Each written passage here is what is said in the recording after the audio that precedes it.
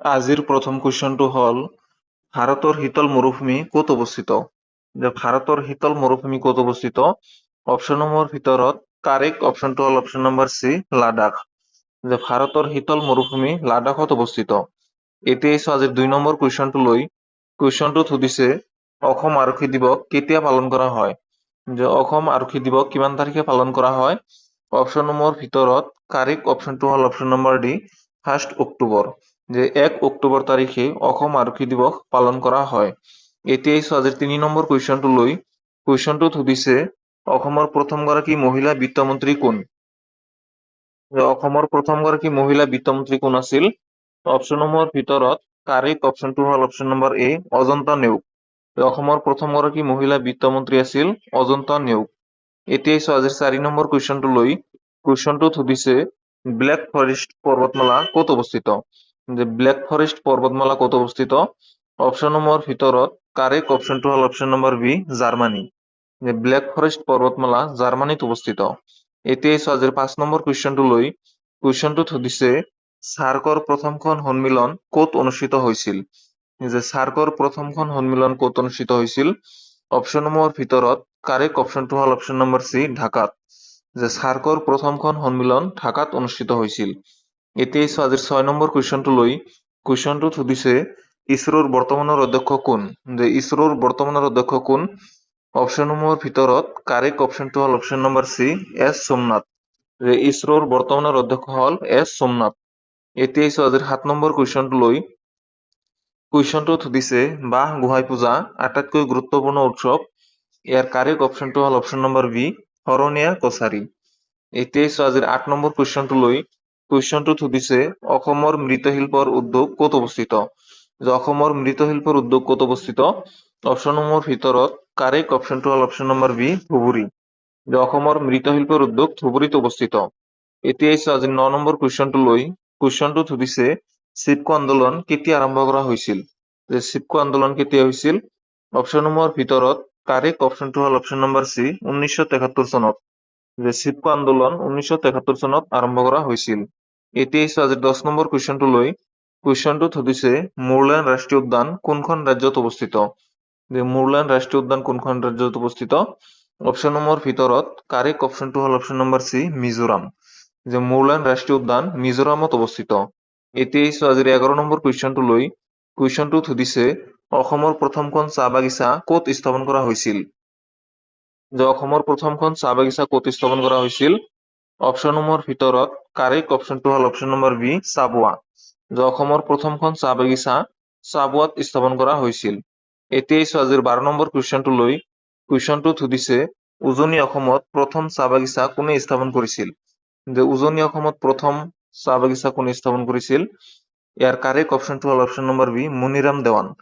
উজনি অসমত প্ৰথম চাহ বাগিচা মনিৰাম দেৱানে স্থাপন কৰিছিল। এতিয়া আহিছো আজিৰ 13 নম্বৰ কুৱেশ্যনটো লৈ। কুৱেশ্যনটোত সুধিছে ভাৰতৰ ৰাষ্ট্ৰপতিক নিম্নলিখিত কোনে শপত গ্ৰহণ কৰায়? অপশ্যনসমূহৰ ভিতৰত কাৰেক্ট অপশ্যনটো হ'ল অপশ্যন নম্বৰ এ, ভাৰতৰ মুখ্য ন্যায়াধীশ। এতিয়া আহিছো আজিৰ 14 নম্বৰ কুৱেশ্যনটো লৈ। কুৱেশ্যনটোত সুধিছে হৰ্ষৰ জীৱনী নিম্নলিখিত কোনে লিখিছিল? হৰ্ষৰ জীৱনী কোনে লিখিছিল? অপশ্যনসমূহৰ ভিতৰত কাৰেক্ট অপশ্যনটো হ'ল অপশ্যন নম্বৰ বি, বাণভট্টই। হৰ্ষৰ জীৱনী বাণভট্টই লিখিছিল। এতিয়া আহিছো আজিৰ 15 নম্বৰ কুৱেশ্যনটো লৈ। কুৱেশ্যনটোত সুধিছে অসম কৃষি বিশ্ববিদ্যালয় আনুষ্ঠানিকভাৱে কেতিয়া স্থাপিত হৈছিল? অসম কৃষি বিশ্ববিদ্যালয় আনুষ্ঠানিকভাৱে কেতিয়া স্থাপন কৰা হৈছিল? অপশ্যনসমূহৰ ভিতৰত কাৰেক্ট অপশ্যনটো হ'ল অপশ্যন নম্বৰ বি, 1969 চনত। 1969 চনত অসম কৃষি বিশ্ববিদ্যালয় আনুষ্ঠানিকভাৱে স্থাপিত হৈছিল। এতিয়া আহিছো আজিৰ 16 নম্বৰ কুৱেশ্যনটো লৈ। কুৱেশ্যনটোত সুধিছে অসমৰ কোনখন ৰাষ্ট্ৰীয় উদ্যানত বনৰীয়া ঘোঁৰা আৰু দেওহা দেখা যায়? তলত দিয়া কোনটো ৰাষ্ট্ৰীয় উদ্যানত বনৰীয়া ঘোঁৰা আৰু দেওহা দেখা যায়? অপশ্যনসমূহৰ ভিতৰত কাৰেক্ট অপশ্যনটো হ'ল অপশ্যন নম্বৰ ডি, ডিব্ৰু-চৈখোৱা ৰাষ্ট্ৰীয় উদ্যান। ডিব্ৰু-চৈখোৱা ৰাষ্ট্ৰীয় উদ্যানত বনৰীয়া ঘোঁৰা আৰু দেওহা দেখা যায়। এতিয়া আহিছো আজিৰ 17 নম্বৰ কুৱেশ্যনটো লৈ। কুৱেশ্যনটোত সুধিছে বায়ুমণ্ডলত সৰ্বাধিক মাত্ৰাত পোৱা গেছ কোনবিধ? বায়ুমণ্ডলত সৰ্বাধিক মাত্ৰাত পোৱা গেছ কোনবিধ? অপশ্যনসমূহৰ ভিতৰত কাৰেক্ট অপশ্যনটো হ'ল অপশ্যন নম্বৰ ডি, নাইট্ৰজেন। বায়ুমণ্ডলত সৰ্বাধিক পৰিমাণে নাইট্ৰজেন গেছ আছে। এতিয়া আহিছো আজিৰ 18 নম্বৰ কুৱেশ্যনটো লৈ। কুৱেশ্যনটোত সুধিছে নালন্দা বিশ্ববিদ্যালয়ৰ প্ৰতিষ্ঠাপক কোন আছিল? যে নালন্দা বিশ্ববিদ্যালয় কোনে প্ৰতিষ্ঠা কৰিছিল? অপশ্যনসমূহৰ ভিতৰত কাৰেক্ট অপশ্যনটো হ'ল option number B, Kumar Gupta. যে নালন্দা বিশ্ববিদ্যালয় কুমাৰ গুপ্তাই প্ৰতিষ্ঠা কৰিছিল। এতিয়া আজিৰ 19 নম্বৰ কুৱেশ্যনটো লৈ কুৱেশ্যনটোত সুধিছে প্ৰতিমা বৰুৱা পাণ্ডে স্মাৰক বঁটা 2023 কোনে লাভ কৰিছিল? যে প্ৰতিমা বৰুৱা পাণ্ডে স্মাৰক বঁটা 2023 কোনে লাভ কৰিছিল?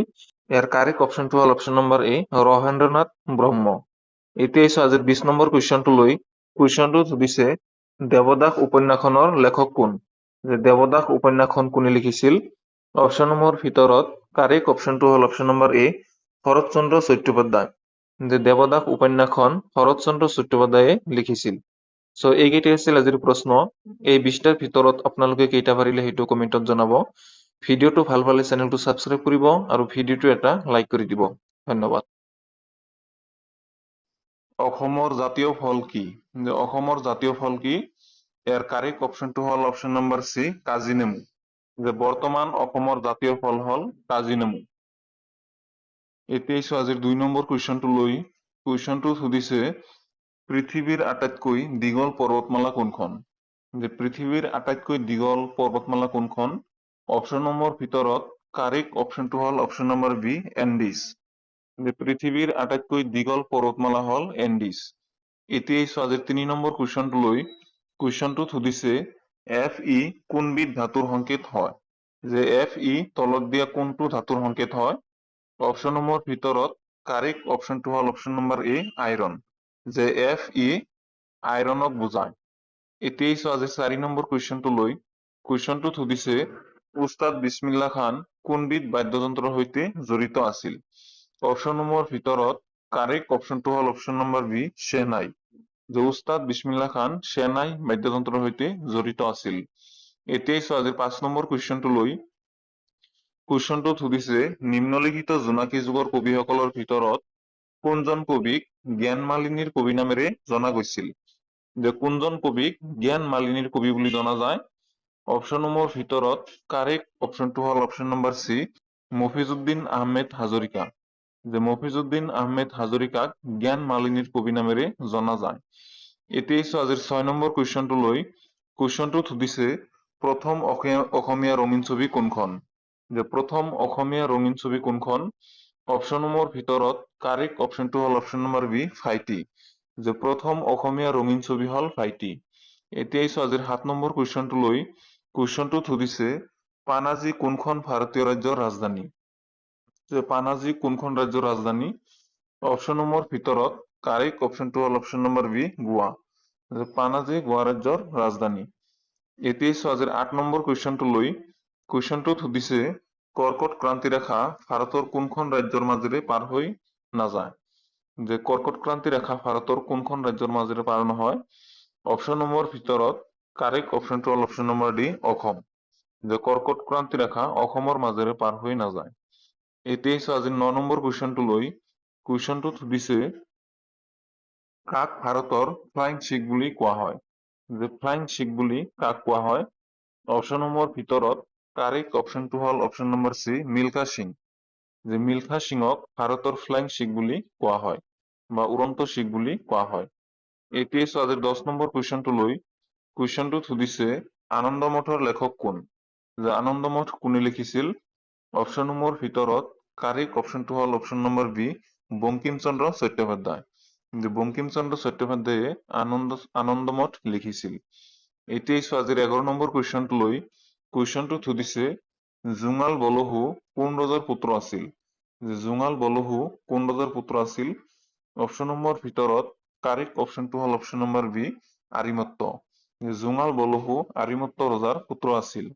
এতিয়া আজিৰ 12 নম্বৰ কুৱেশ্যনটো লৈ কুৱেশ্যনটোত সুধিছে নৱগ্ৰহ মন্দিৰ কোনখন পাহাৰত অৱস্থিত? যে নৱগ্ৰহ মন্দিৰ কোনখন পাহাৰত অৱস্থিত? অপশ্যনসমূহৰ ভিতৰত কাৰেক্ট অপশ্যনটো হ'ল অপশ্যন নম্বৰ বি, চিত্ৰাচল পাহাৰ। যে নৱগ্ৰহ মন্দিৰ চিত্ৰাচল পাহাৰত অৱস্থিত। এতিয়া আজিৰ 13 নম্বৰ কুৱেশ্যনটো লৈ কুৱেশ্যনটোত সুধিছে মধুবনী চিত্ৰকলা কোন ৰাজ্যৰ সৈতে সম্পৰ্কিত? যে মধুবনী চিত্ৰকলা কোন ৰাজ্যৰ সৈতে সম্পৰ্কিত? অপশ্যনসমূহৰ ভিতৰত কাৰেক্ট অপশ্যনটো হ'ল অপশ্যন নম্বৰ বি, বিহাৰ। যে মধুবনী চিত্ৰকলা বিহাৰ ৰাজ্যৰ সৈতে সম্পৰ্কিত। এতিয়া আজিৰ 14 নম্বৰ কুৱেশ্যনটো লৈ কুৱেশ্যনটোত সুধিছে নিম্নলিখিত কোনখন ৰাজ্যৰ ৰাজ্যিক ভাষা ইংৰাজী হয়?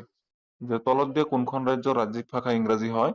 অপশ্যনসমূহৰ ভিতৰত কাৰেক্ট অপশ্যনটো হ'ল অপশ্যন নম্বৰ ডি নাগালেণ্ড। যে নাগালেণ্ডৰ ৰাজ্যিক ভাষা ইংৰাজী হয়। এতিয়া আজিৰ 15 নম্বৰ কুৱেশ্যনটো লৈ কুৱেশ্যনটোত সুধিছে ডাম্পা ব্যাঘ্ৰ সংৰক্ষণ কোনখন ৰাজ্যত অৱস্থিত? যে ডাম্পা ব্যাঘ্ৰ সংৰক্ষণ কোনখন ৰাজ্যত অৱস্থিত? অপশ্যনসমূহৰ ভিতৰত কাৰেক্ট অপশ্যনটো হ'ল অপশ্যন নম্বৰ বি মিজোৰাম। যে ডাম্পা ব্যাঘ্ৰ সংৰক্ষণ মিজোৰাম ৰাজ্যত অৱস্থিত। এতিয়া আজিৰ 16 নম্বৰ কুৱেশ্যনটো লৈ কুৱেশ্যনটোত সুধিছে বৰৰজা অম্বিকাই কোনখন মন্দিৰ নিৰ্মাণ কৰিছিল? যে বৰৰজা অম্বিকাই কোনখন মন্দিৰ নিৰ্মাণ কৰিছিল? অপশ্যনসমূহৰ ভিতৰত কাৰেক্ট অপশ্যনটো হ'ল অপশ্যন নম্বৰ বি শিৱদৌল। যে বৰৰজা অম্বিকাই শিৱদৌল মন্দিৰ নিৰ্মাণ কৰিছিল। এতিয়া আজিৰ 17 নম্বৰ কুৱেশ্যনটো লৈ কুৱেশ্যনটোত সুধিছে কুষাণ গান কোন অঞ্চলত জনপ্ৰিয়?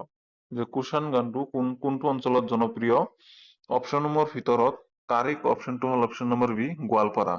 যে কুষাণ গান গোৱালপাৰা অঞ্চলত জনপ্ৰিয়।